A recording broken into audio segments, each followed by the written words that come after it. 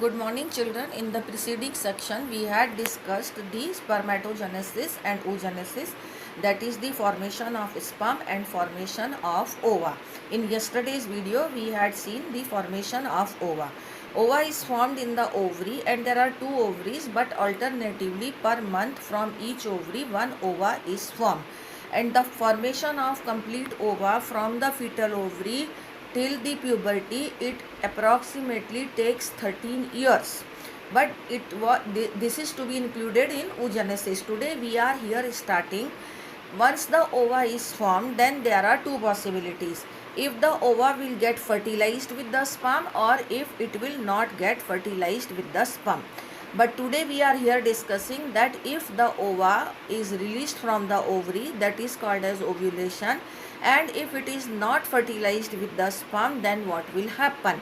So at the onset of puberty, once the ova is released and it is not fertilized, so that ova will be released through the vagina of the female reproductive system, and once it will released out of the vagina, then that's the same time the disintegration of the endometrial wall of the uterus also takes place. So it results into the loss of the blood, because some blood vessel also get ruptured along with it. So unutilized ova is released through the vagina with some blood because of the disintegration of blood vessel and endometrial wall of the uterus. This is called as menarche, which takes place maybe in the age of 13 or 14. Now what all events takes place during an incomplete, it is called as, now it means what we are discussing today, we are here discussing a reproductive cycle which takes place in the female at the onset of puberty, and that cycle is called as menstruation cycle, and start of the menstruation cycle is called as menarche. What is menstruation cycle? I have explained कि once the ova is not fertilized, it is released out of the female reproductive tract along with some blood which is formed by disintegration of blood vessel and endometrial wall. Now what all events takes place through this in this complete reproductive cycle, I am showing you with the help of the diagram. Now come to here, what I have explained you is given just here in this paragraph, that in monkeys, in apes and in human beings the menstruation cycle takes place. The start of the menstruation cycle is called as menarche. Here they have given this term menstruation cycle. Now the complete process of menstruation cycle, here they have explained with the help of a very good diagram, I can say, because in this diagram you can see that first you pay attention here that what all things are given in this diagram. In this they have given, number one, these are the written the days, that because this complete reproductive cycle is of 28 days. This is the day 1 and this is the 28 days. In these 28 days, what all phases during the menstruation cycle takes place, or the complete month what all phases takes place is given here. Suppose the menstruation start on the day 3rd or from the 1st of the month to the day 5 or the day 5, this complete stage is called as menstruation. After that the phase will called as follicular phase or proliferative phase, and then the day 14 will come, and the day 14 here the stage which will be there will be a ovulatory phase, which is not written here but it is given in detail. Then it comes the luteal phase, or it is also called as secretory phase, and then it comes the next cycle will begin here on after the 28 days. So these are the complete 28 days what all phases takes place in the complete female reproductive system.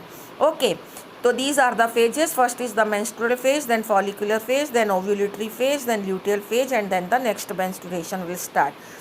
Now this is what they have written here, that this is the uterine. This complete structure is shown, the inner wall of the uterus, that is endometrium of the uterus is shown here. During these days what all changes takes place in the endometrium of uterus. Then what is given here? Hormonal changes, hormonal levels in the ovary. During these days what all changes takes place in the hormones in the ovary. Hormones are progesterone and estrogen. What is their level during these days is shown in this. And in the fourth, in the same picture, they have shown the 4 type of categories. Third category is what all changes takes place in the follicles in the ovary. Ovarian structures, ovarian events, that means these are the follicle, primary follicle, secondary, tertiary, Graafian follicle are shown. So it means that during these days what all changes takes place inside the ovary in structure. These are the hormones and this is the structure. Okay, in the complete 28 days. And now it comes the hormones of pituitary gland, that is LH and FSH. What all changes takes place in the level of LH and FSH during these days is shown here. That means days are same, but in these days what all changes takes place in the uterus, what all changes takes place in the ovarian hormones, what all changes takes place in the structure of the ovary, and what all changes takes place in the pituitary hormone. This all is shown in this picture. So this description is to be related with this picture only. So first is what? That is menstruation phase.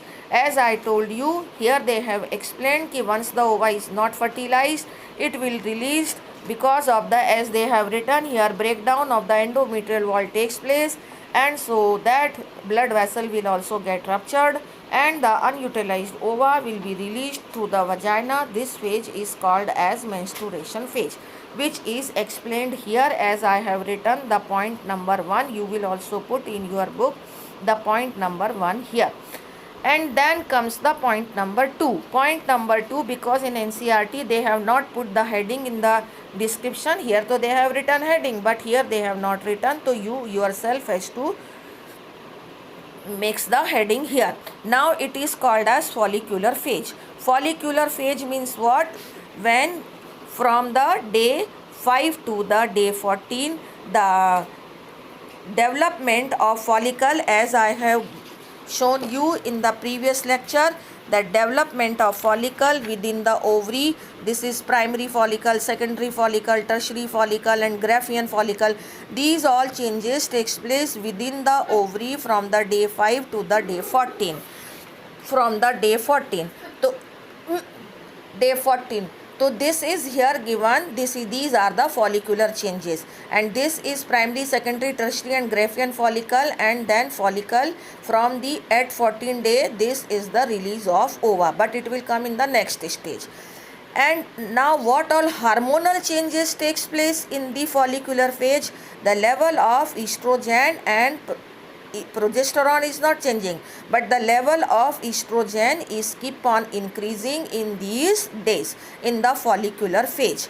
And in this stage the level of LH also increases gradually, but not as the peak point, but gradually it is increasing.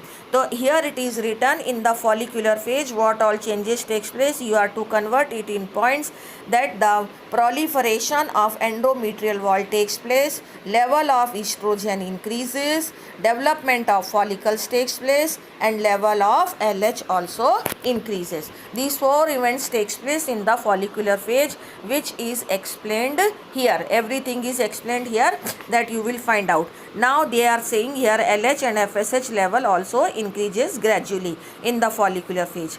After that the phase which comes is the, this was the follicular phase. After that the phase which comes is the ovulatory phase or ovulation phase. Ovulation phase is not mentioned here in this diagram. After the follicular phase they have just taken the luteal phase, but follicular phase is this only, this one. Here you can see